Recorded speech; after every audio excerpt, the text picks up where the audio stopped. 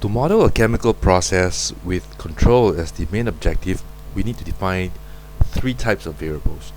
The first will be the dynamic variable, and this is what we are usually very familiar with.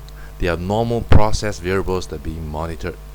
If the particular process variable is being selected to be controlled, that process variable becomes the controlled variable. It is not denoted with any extra symbols, so flow rate we have Q and temperature we have T. The second type of variable which we are familiar with are the steady state variables. They are variables that do not change with time and are denoted by a bar. Alright, flow rate will be Q bar and temperature will be T bar. Now the third variable is called the deviation variable. It represents the difference in magnitude between the control variable from their steady state values and are denoted by a symbol prime. Right, for flow rate it will be Q prime and temperature it will be T prime. So let us use an example of a flow tank to illustrate these definitions. Well, in this diagram we only wrote down the Q in and Q out, which is flow rate.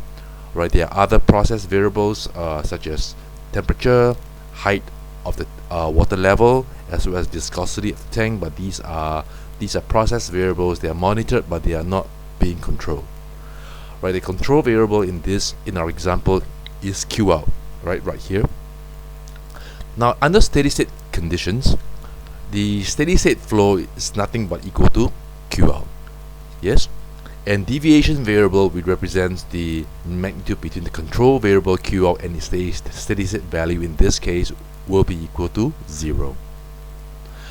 Under unsteady state condition, the Q out changes with time, right? It's because unsteady state conditions, process variables are changing with time. In this case, Q bar is undefined because we are not getting a steady state condition unless there's flow control.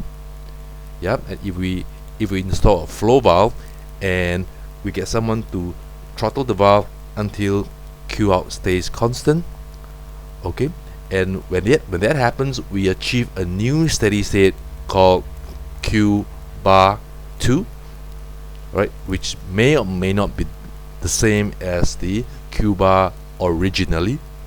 Okay, and during this process, before the new steady state is being achieved, there is some adjustment time, right, when the technician is throttling the valve, and during this time the Q out changes because of the valve throttling, and during this time we can define the deviation variable, which is equal to Q out minus Q2 bar.